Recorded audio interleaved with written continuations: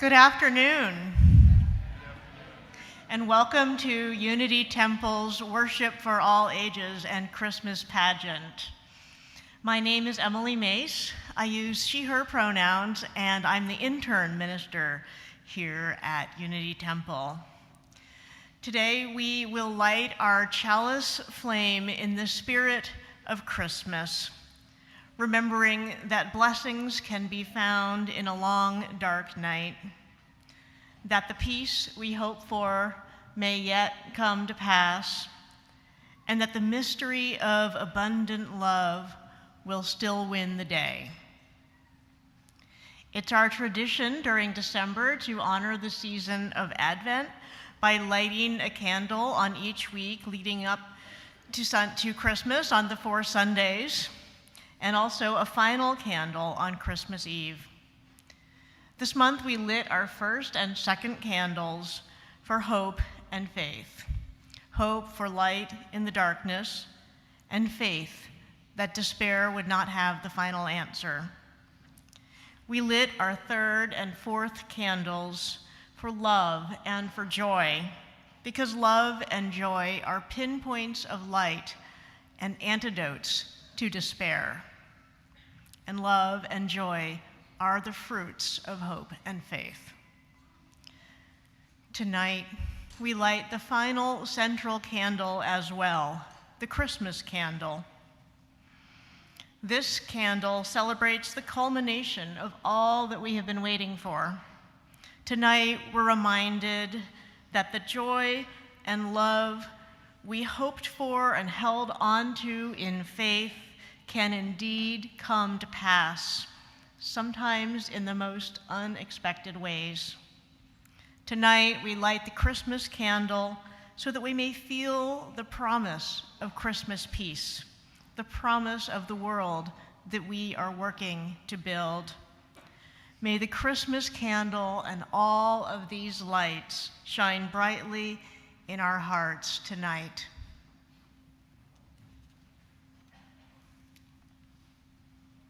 I'm Reverend Emily Gage. My pronouns are she and her. I have opening words from the Reverend Gretchen Haley.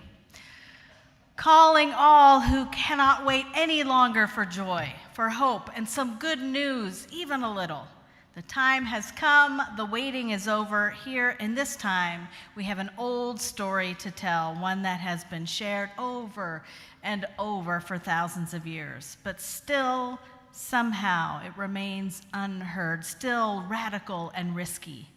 Breaking through into these days of darkness, cold, division, and fear, interrupting the perpetual stories of violence and loss and the feelings of powerlessness. Into the errands of our everyday, Christmas arrives not only to comfort, but to awaken, to reassure, and also to stir us up as a new life, a life of peace and justice and courageous love struggles to be born. Wondering if we will yet be the ones who make room in our lives and in the world for the refugee, the poor, the plain and messy sweetness of a newborn baby, if we will take the journey to Bethlehem, if we will be changed by the presence of a love that meets us where we are in the fields, wherever we lay, and calls us forth into a new journey, a braver and bolder life. It is not too late for strong and gentle people to win, for compassion and truth to have the final say, for the bright light of hope to shine through even on the darkest night. Let us celebrate the good news of Christmas. Whoever you are, wherever you are on your life journey, wherever you are in the world, you are welcome here. Come, let us worship together. I invite you to rise and bow to your spirit. We're going to sing Bring a Torch, Jeanette Isabella. The words are all going to be in the order of service and on the screen. Bring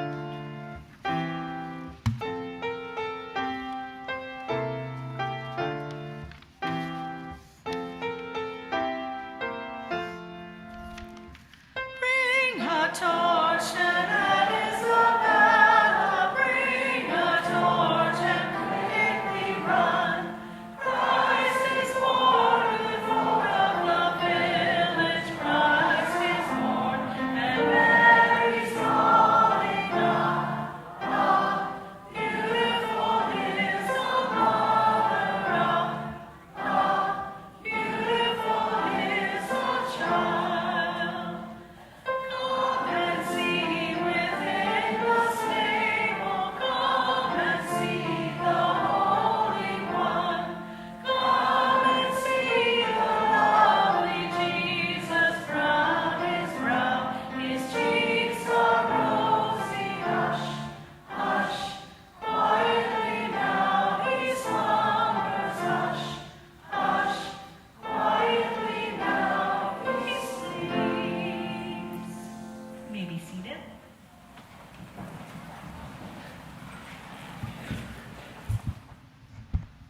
I'm Reverend Roger, and I use he, him pronouns.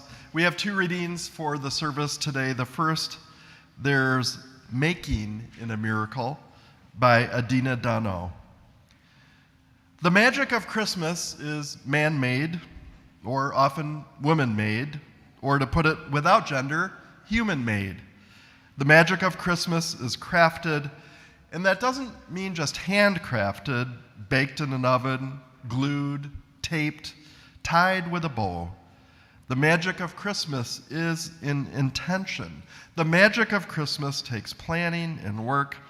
There's magic in the Christmas lights, but they need to be untangled, checked bulb by bulb, put into place, turned on.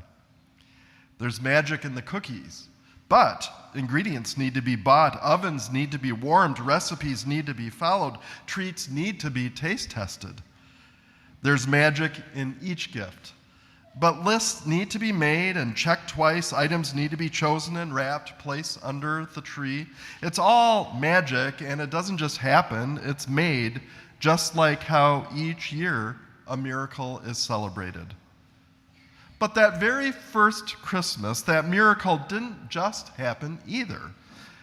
The Magi didn't just show up the night the star appeared. It was a long-awaited sign. The trip took planning, time, a journey, faith.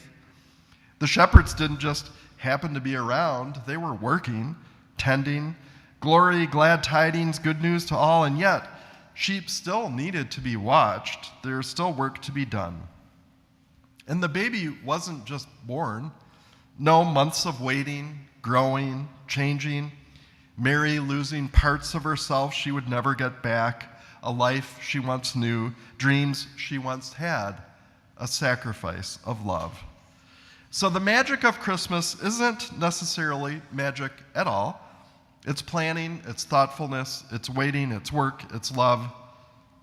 And yet, that in and of itself is magic. In a world full of pain, that such light can still shine, so really, it may be a miracle after all. The second reading is called For Joy by Jan Richardson.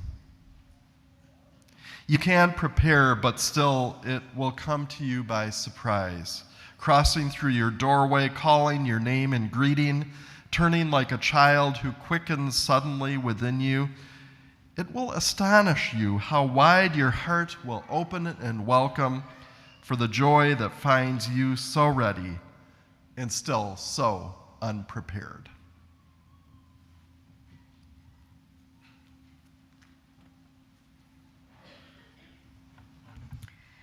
Imagine, if you will, that you are in the midst of a cold, dark winter, or like cold, but then also with some balmy days, winter.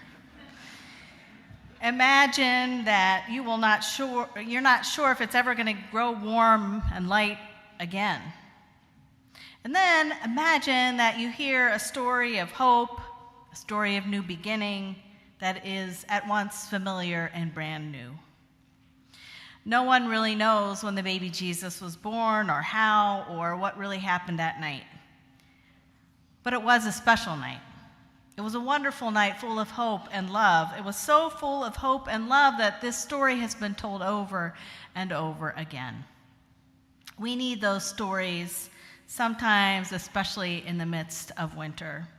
And so this afternoon, we tell you the story of Jesus' birth in a new and familiar way. I invite you to open your hearts and minds as you watch and listen. We're going to set our stage by inviting the friendly beasts up to get comfortable in their home in the stable. We're going to invite the innkeepers to go to their inns. And we're going to sing Jesus, Our Brother, in honor of the animals and some of the gifts that they brought. I invite you to rise and body your spirit.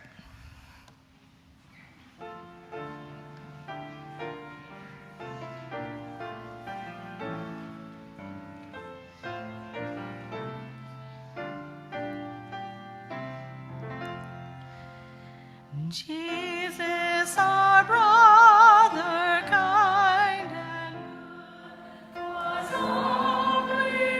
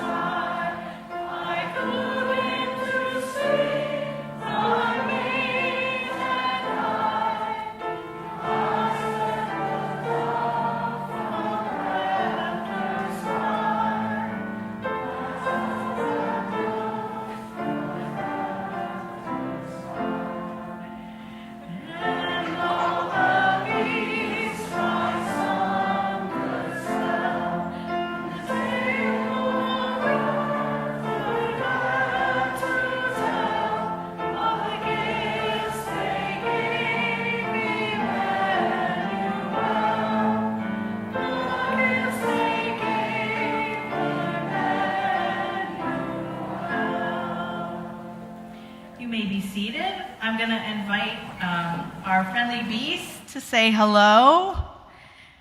Hello. We have a donkey. We have 3 unicorns. We have 2 bunnies and a dinosaur and a butterfly. I think we need to rewrite that song. All right.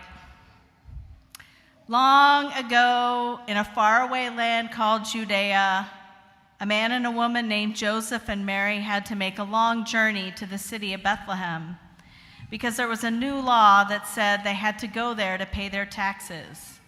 It took Mary and Joseph 3 whole days to walk to Bethlehem. Mary was going to have a baby soon, and Joseph worried about her making such a long journey. They started out early each morning with bags of bread and cheese to eat along the way. At night, they were very tired and looked for an inn where they could sleep.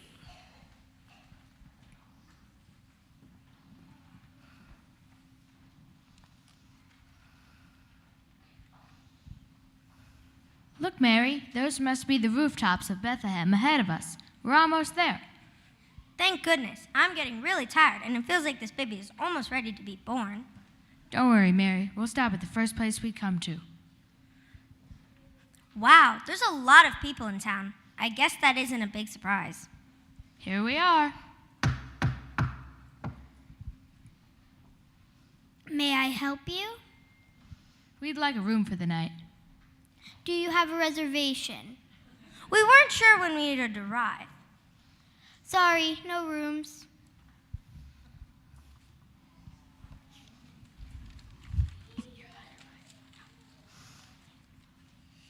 It looks like there's another inn right up there.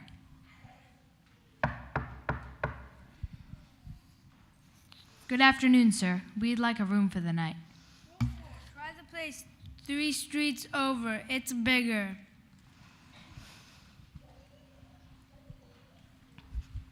There's got to be a room somewhere.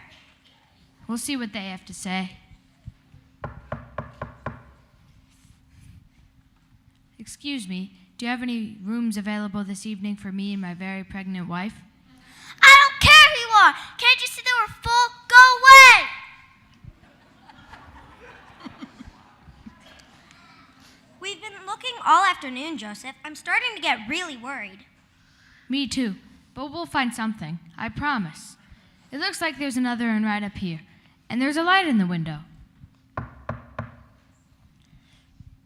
Good evening. My name is Joseph, and this is my wife, Mary. We have been traveling for 3 days, and Mary's about to give birth.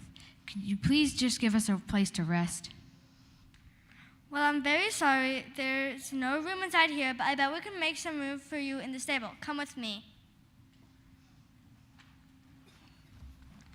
It's a little crowded, but it's mostly clean, and it's very warm. It smells nice, like fresh hay. Thank you.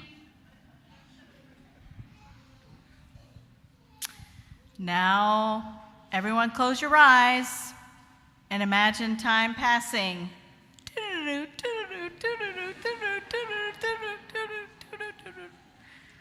Okay, you can open them.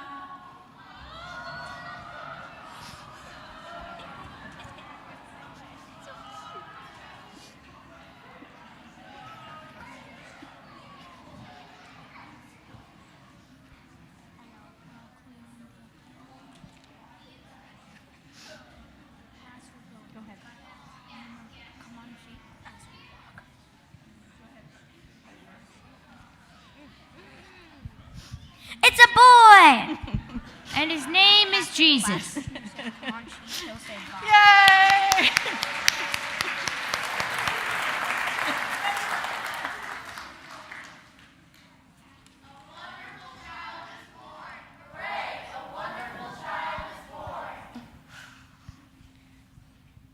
Did you hear something? Did you hear something? Wow, look at that star.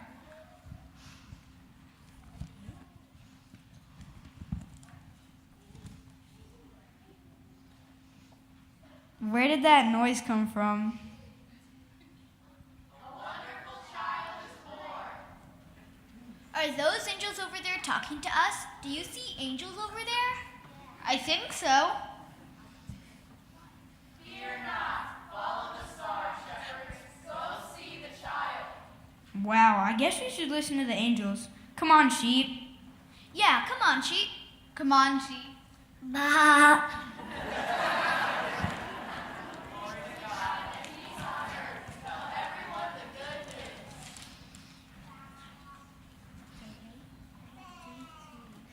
He is a beautiful and amazing child. Mind if we stay and rest a while?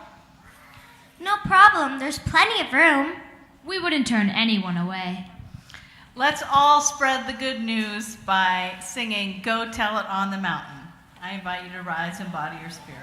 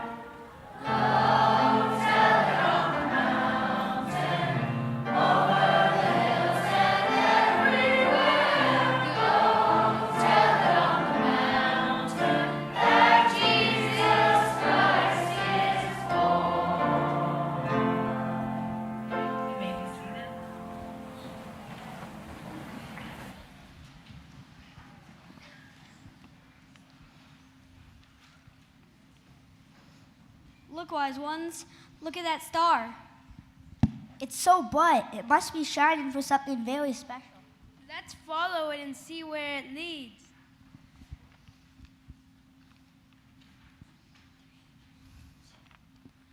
Congratulations! What a beautiful child. This child will be our teacher. We brought you some gifts. Here's some gold. And frankincense.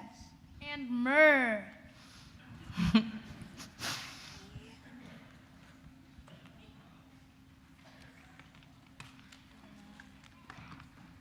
Thank you so much.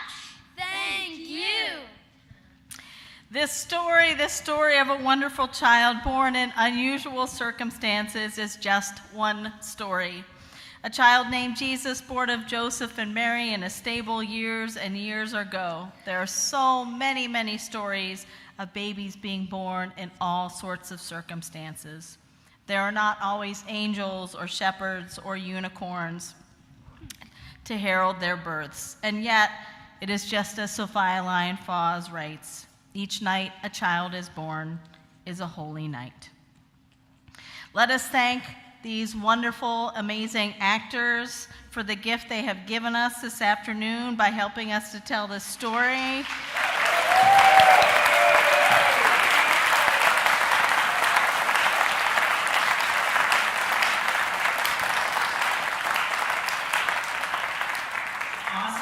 stop, you can go and sit with your families if you wish. We're going to sing Angels We Have Heard on High. I invite you to rise in body or spirit.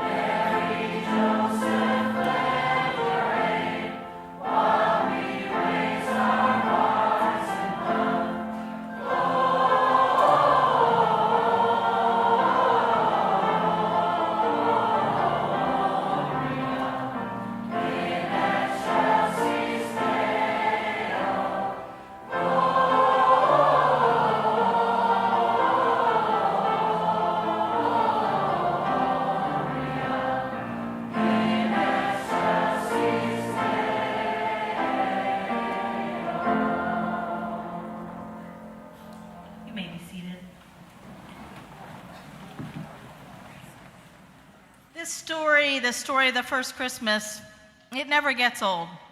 Like the best stories, there's always something new to see or understand or find meaning in. This year I happened across a poem that suggested, in fact, scholars don't really think that Jesus was born in a stable. In the story in Luke, they don't actually say the word stable, they just say the baby was born and they laid him in the manger, which is the actual feeding trough. Turns out that in ancient Palestine, they didn't always put animals in separate buildings. Often houses had a main living area and then a lower level where they brought the animals in at night. Now, I've heard this story a lot in my lifetime, and I had never heard that before. It was surprising and unexpected, and it changes the story for me a little bit. Now I'm thinking of a family that welcomed Mary and Joseph into their actual house. It was the lower level with the animals, but still it was their house. I find the generosity of that family to be a wonderful thing to contemplate. And this also changes the picture in my head. The lower level of the house feels a little more like a cave than the bright, well-lit stable we create here. But for me, this just underlines that part of Jesus's birth, a baby being born in a place that looks more like a cave where people don't generally spend a lot of time amongst a bunch of animals, tells us something, and it is not subtle. It says in all capital letters, where you are from, what your circumstances are, do not matter. In Unitarian Universalist language, we say each and every person is important. Each and every person has inherent worth and dignity. If this is Jesus' story, it means that every single person might be someone who does amazing things, who helps the people around them, who works to change the world for good, who lives a life of peace and justice and love. This year, the first Christmas story has got me thinking about community. In a year where it has never been clearer that we must help each other in order to survive, I am struck by the somewhat unlikely community that comes together around the birth of this baby.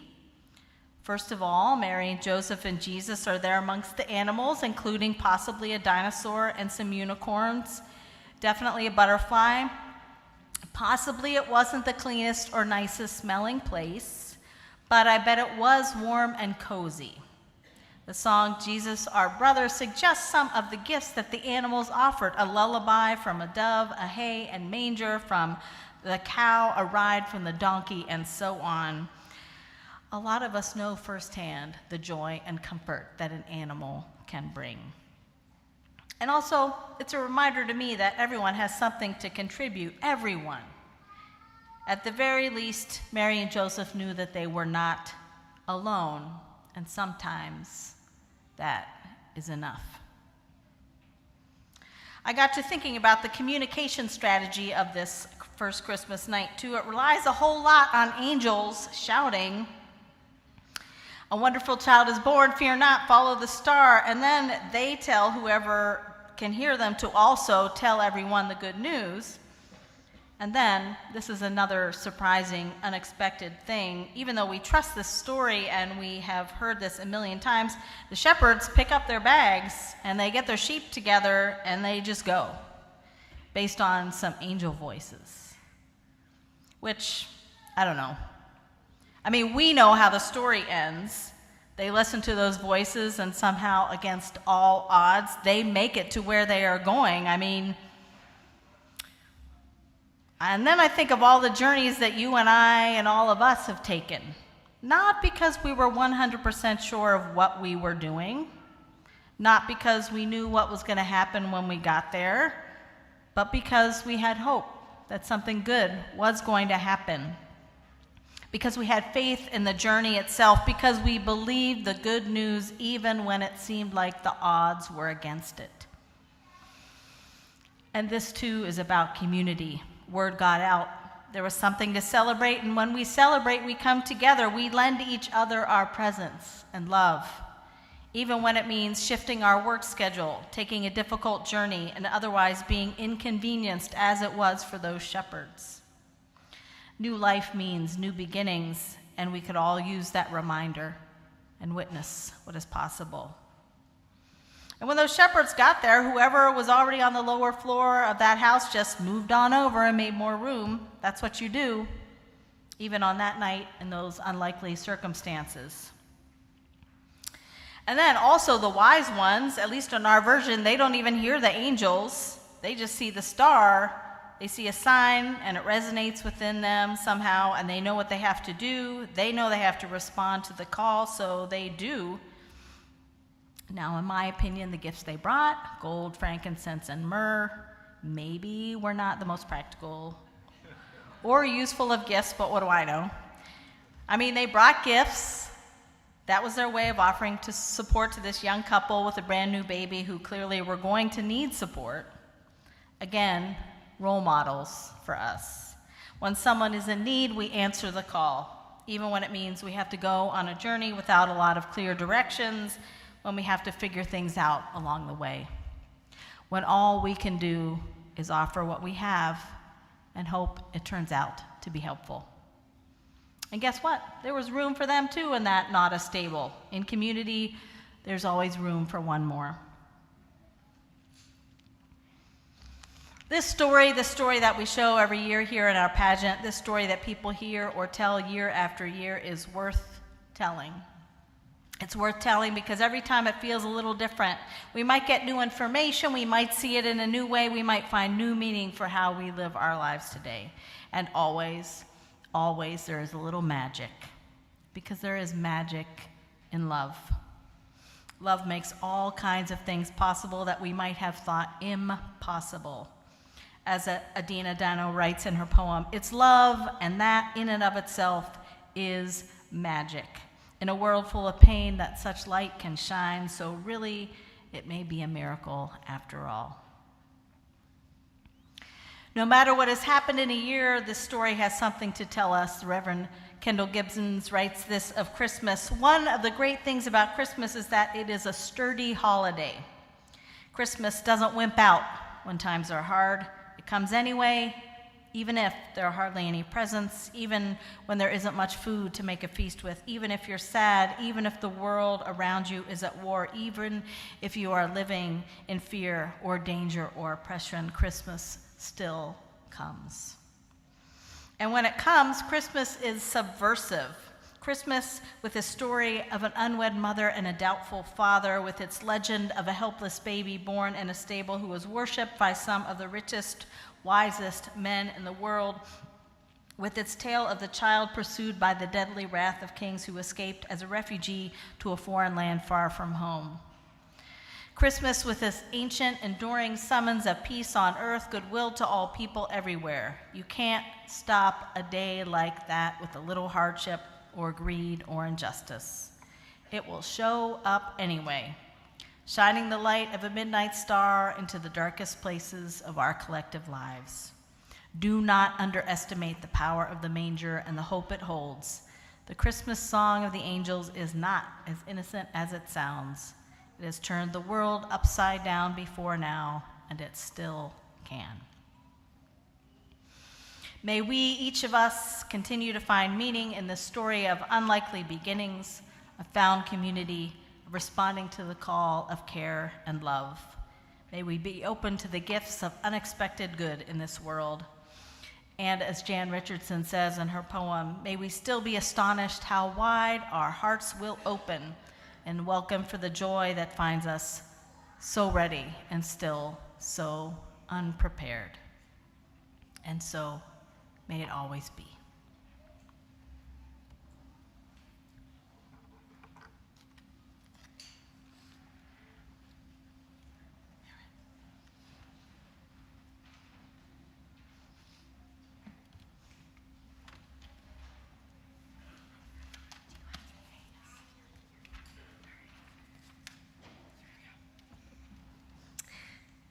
Each week, Unity Temple splits the offering evenly.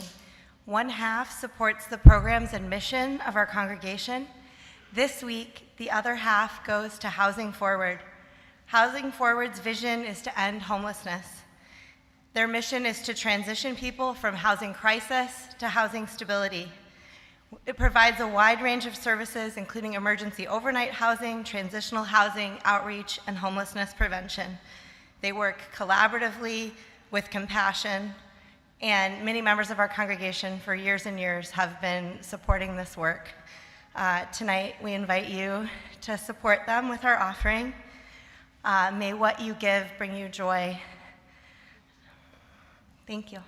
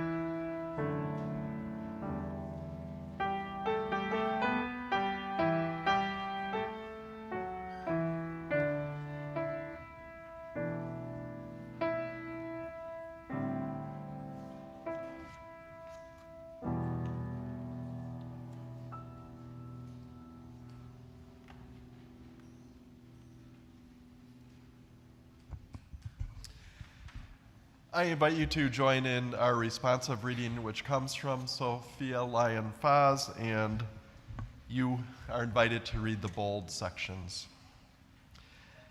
For so the children come, and so they have been coming. Always the same way they come, born of those who have come before. No angels herald their beginnings, no prophets predict their future courses. No wise ones see a star, show where to find the haven that will save humankind. Yet each night a child is born is a holy night. Parents sitting inside their children's cribs feel glory in the sight of a new life beginning. They ask, where and how will this life end, or will it ever end? Each night a child is born is a holy night. A time for singing, a time for wondering, a time for worshiping.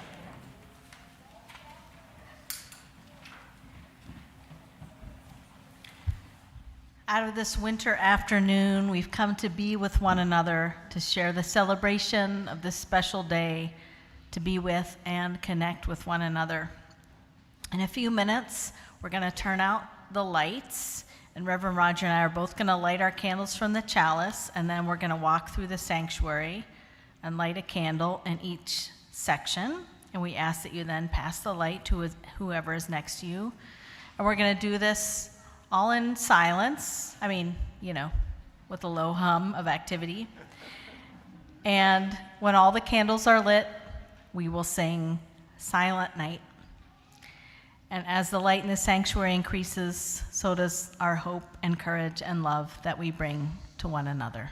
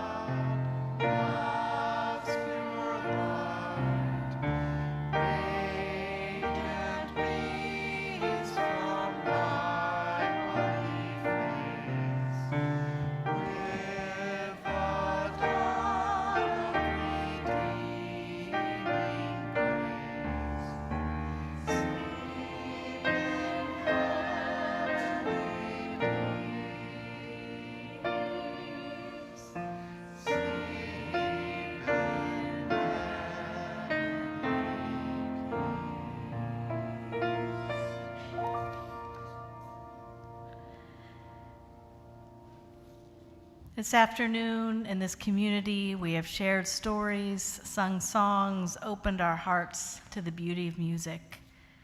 This afternoon, we have turned toward one another, lighting each other's candles in the darks. Tonight, we have dared to hear a message of hope, spoken once again against the challenge of the world. It's time now to depart, to go forward to our lives and to the world. May joy be your companion, whether you are with others or alone. May love be your strength. And may the gift of community dwell in your heart, for here in this place you are welcome always, whenever you choose, whenever you need. We're going to extinguish the chalice, but you are welcome to keep your candles lit until we turn the lights on after the closing music. Please join with me in the words of our chalice extinguishing. Carry the flame of peace and love until we meet again.